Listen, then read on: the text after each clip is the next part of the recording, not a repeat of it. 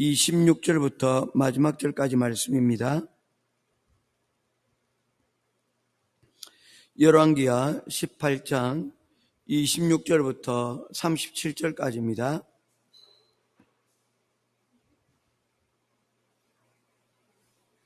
힐기야의 아들 엘리야김과 셈나와 요아스가 랍사게에게 이르되 우리가 알아듣겠사오니 청하건대 아람말로 당신의 종들에게 말씀하시고 성 위에 있는 백성이 듣는 데서 유다말로 우리에게 말씀하지 마옵소서.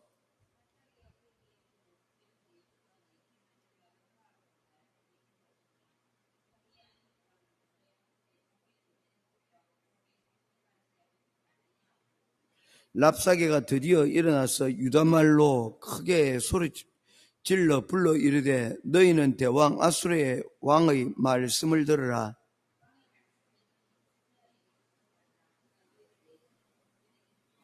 또한 히스기야가 너희에게 여호와를 의뢰하라 함을 듣지 말라. 그가 이르기를 여호와께서 반드시 우리를 건지실지라 이 성읍이 아수르 왕의 손에 함락되지 아니하게 하시리라 할지라도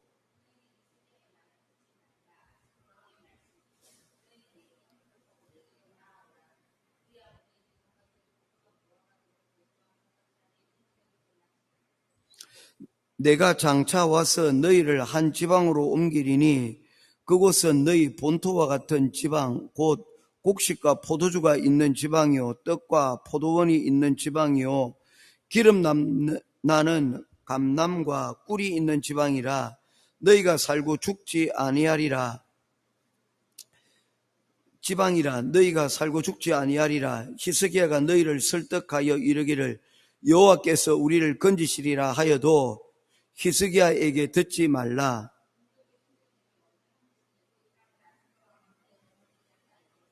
하맛과 아르바스의 신들이 어디 있으며 스와임과 헤나와 아와의 신들이 어디 있느냐? 그들이 사마리아를 내 손에서 건졌느냐?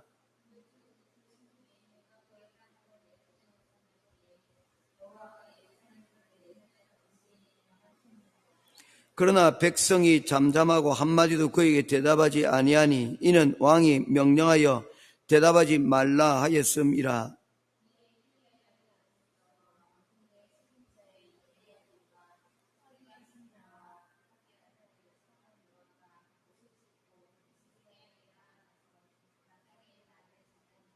아멘. 오늘 열왕기하 18장 26절에서 37절 말씀을 보면 예전에 봤던 영화 가운데 남한산성이라는 영화가 있습니다. 청나라 군대에 의해서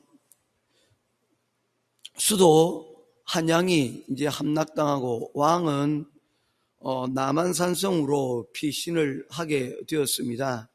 남한산성에서 오도 가도 못하고 그리고 근왕병들 지방의 군대들을 기다리고 있는 딱한 처지의 인조 임금에 대한 그러한 기록들을 이 남한산성에서 다루고 있습니다. 그곳에 청나라 사신이 와서 수차례 굴복하고 그리고 항복하고 신하의 예를 갖추고 나오라라고 하는 그런 상황들을 겪게 됩니다. 끝내 인조는 삼전도의 순환을 겪게 되죠.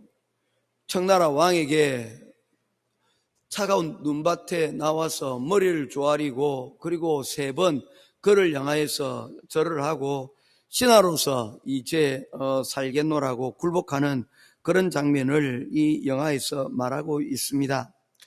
치욕스러운 순간입니다. 오늘 열왕기하 18장에서는 바로 그와 같은 내용을 말씀을 하고 있습니다. 예루살렘 바로 성 앞까지 찾아온 이 아수르 군대는 히스기야 왕에게 굴욕을 지금 명하고 있는 것입니다. 27절 말씀에 랍사게가 그에게 이르되 내 주께서 내 주와 내게만 이 말씀을 하라고 나를 보내신 것이나 성위에 앉은 사람들도 너희와 함께 자기의 대변을 먹게 하고 자기의 소변을 마시게 한 것이 아니냐 하고 이스라엘 백성들과 그리고 지도자들을 조롱하고 그리고 이간질하고 있는 모습들을 보게 되어집니다. 계속해서 30절과 31절 말씀을 보게 되면 또한 히스기야가 너에게 여호와를 의뢰하라 함을 듣지 말라. 그가 이르기를 여호와께서 반드시 우리를 건지실지라 이 성읍이 아수르 왕의 손에 함락되지 아니하게 하시리라 할지라도 너희는 히스기야의 말을 듣지 말라. 아수르 왕의 말씀이 너희는 내게 항복하고 내게로 나오라 그리하고 너희는 각각 그의 포도와 무화과를 먹고 또한 각각 자기의 운물의 물을 마시라. 왕과 백성을 이간질시키고 또한 백성들과 하나님을 이간질시키고 있는 모습들을 보게 되어집니다. 그야말로 여러분 그 어느 것 하나 온전한 것이 없는 상태를 만들어버렸다는 것입니다. 히스기야 왕이 사신을 보낼 때에 이 부탁을 하였습니다. 아람 나라 사람들의 말로 하고 그리고는 아람 나라 말, 그 당시에 이스라엘 사람들이 쓰는 그 히브리 말로는 하지 말라고 당부를 하였습니다. 왜냐하면 사람들이 이 이야기를 듣게 되어지면 사람들이 동요할 것을 염려하였기 때문인 거죠. 그런데 그들은 왕의 체면이나 또한 상황들을 전혀 들으려고 하지 않았습니다. 아랑곳 하지 않고 자기들의 하고 싶은 대로 그들은 왕을 위협하고 백성들과 그리고 지도자들 그리고 하나님과 백성 사이를 이간질하고 있는 모습들을 보게 되어집니다. 목적이 무엇입니까? 어제 우리가 잠깐 살펴본 대로 그들은 이러한 그들의 위협을 통하여서 백성들과 또한 지도자들에게 협박하여 염려하게 만들고 문제 속에 빠져들게 만드는 것이 그들의 목적이었기 때문입니다.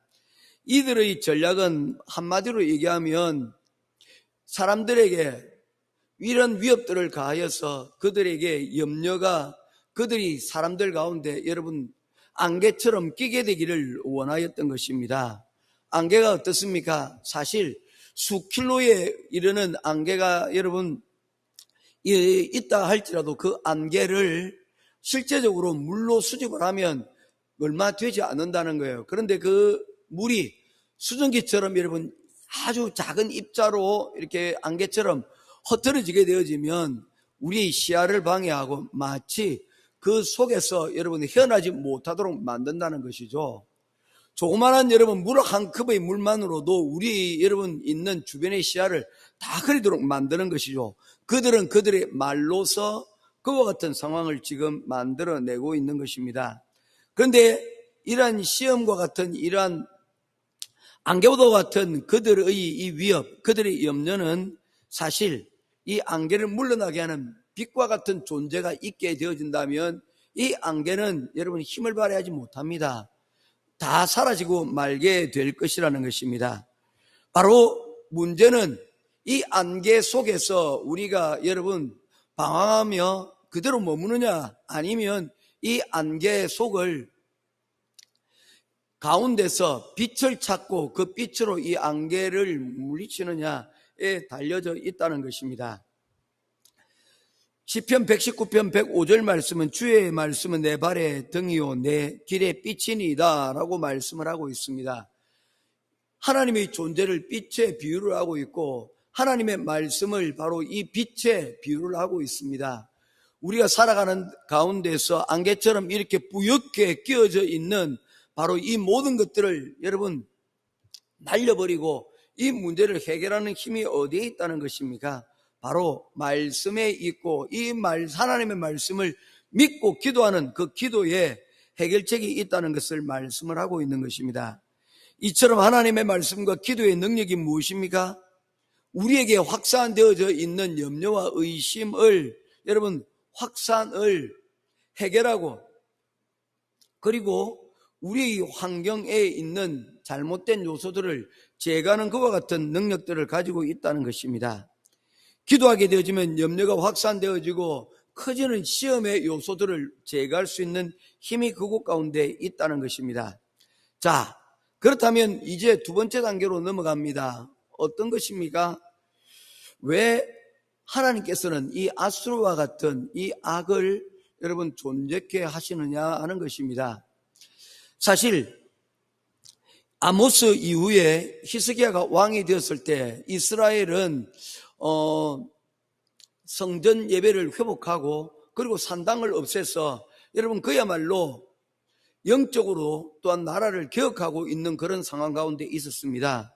그런데 저 이방 나라 악한 아수르와 같은 그러한 존재들이 세상에 맹위를 떨치고 그리고 이 악이 여러분 하나님의 사람들보다 더 강한 그런 모습들을 보여주고 있다는 것입니다.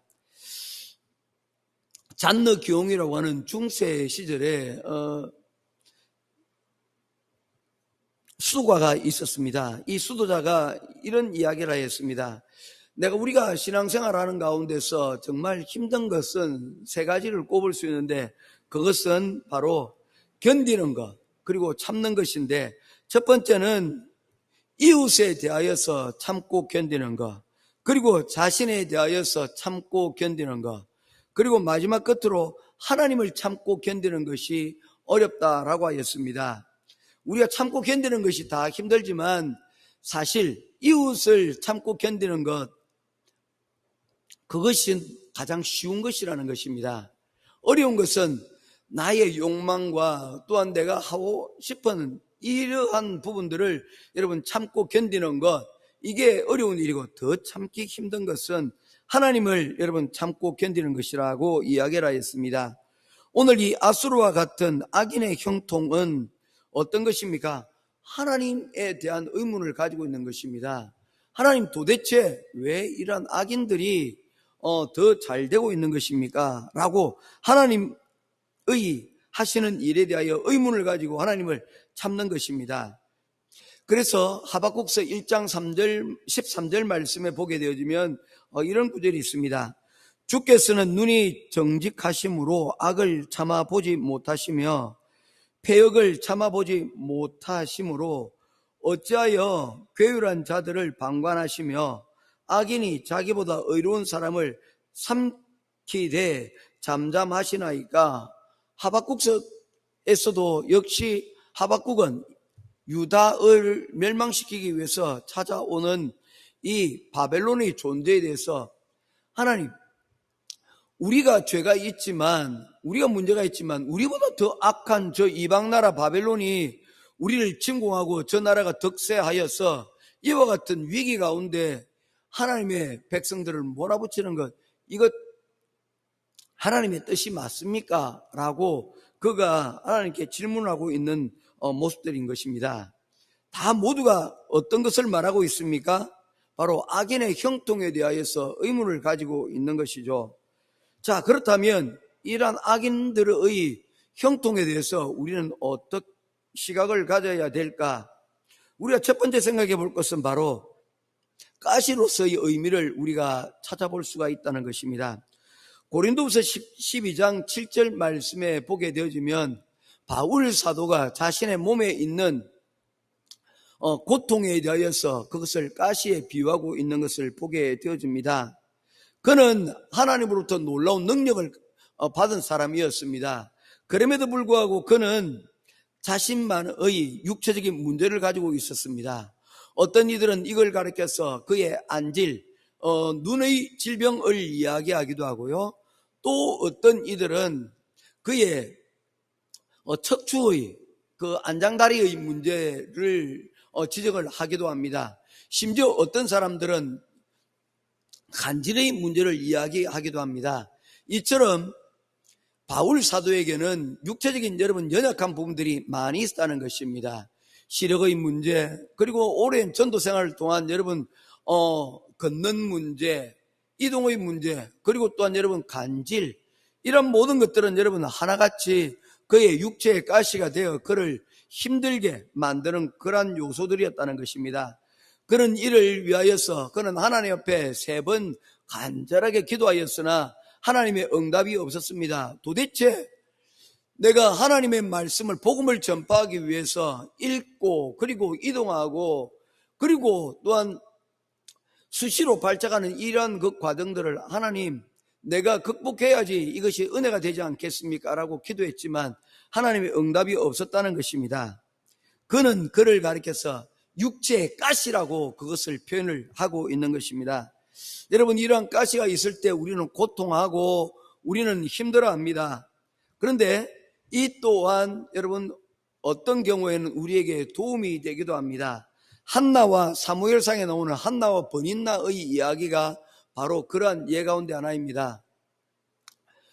엘가나라는 사람이 여러분 살고 있었고, 이 엘가나에게 두 여인이 있었습니다. 한나와 버닌나였습니다. 한나가 본부인인데 그들의 결혼 과정 가운데서 아이가 잉태되지 못하여 새로운 여인을 다시 집안 가운데 들리게 되는데 그 여인의 이름이 버닌나였습니다. 그래서 이 한나와 버닌나가 갈등하는 가운데 이 한나가 자신의 이 문제를 하나님 앞에 기도하고 이 문제를 해결하기로 결정하는 것을 보게 되어집니다. 우리 삶 가운데 보면 라이벌 혹은 나를 괴롭히는 그러한 상황들과 사람들을 만날 때가 있습니다. 그런데 그 상황과 그 사람들은 잘 극복하면, 또한 그를 통하여서 나를 훈련시키면 나를 성장하도록 만드는 그러한 열쇠들을 우리들에게 제공해 주는 것들을 보게 되어집니다. 라이벌이 있기에 여러분 성장하고 또한 발전하지 않습니까? 우리의 역사들을 여러분 가만히 보게 되어지면 라이벌이 있어서 우리가 긴장되어지고, 우리가 여러분 긴장을 늦출 수는 없지만 그들로 인하여서 또한 성장이라는 그 측면, 또한 우리를 훈련시킨다는 측면에서는 또한 도움이 되는 것들을 보게 되어집니다. 바울 사도 역시 육체의 가시가 있지만 그 육체의 가시로 인하여서 내가 영적으로 훨씬 더 성숙하고 그리고 또한 내가 교만하지 않게 하는 그러한 힘이 되었다라고 말씀을 하고 있는 것입니다. 세상에서 가장 무서운 것 가운데 하나가, 특별히 영적인 사람들 가운데 하나가 무엇이냐면 순응하고 길들여지는 것입니다. 하나님이 주시는 은혜가 중요하지만 하나님의 은혜에 길들여지고 나게 되어지면 문제가 된다는 것입니다. 우리 자녀들 할 수만 있다면 좋은 것들로 우리 자녀들을 양육하고 그들을 여러분 돕고 싶지 않습니까? 그런데 그들을 그 상태 가운데서 여러분 당연하도록 내버려 두게 되어진다면 오히려 그것이 길들여지면 그 편안한 환경이 오히려 문제가 되는 그런 경우들도 있다는 것입니다. 은혜를 은혜로 알고 감사를 감사할 수 있도록 뭐 하는 것입니까? 제대로 반응할 수 있도록 여러분 만드는 것, 그것이 필요한 것이죠.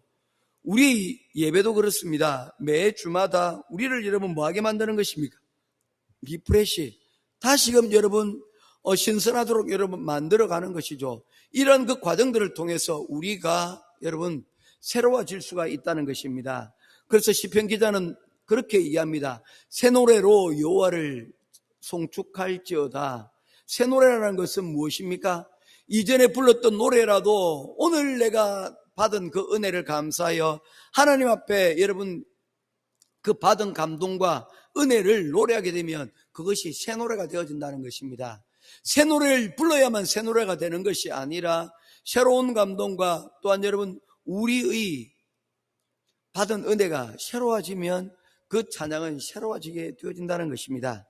모쪼록 악인의 형통 가운데서 우리가 또한 가시로서의 의미를 발견할 수 있는 저와 여러분 될 수 있기를 부탁드립니다.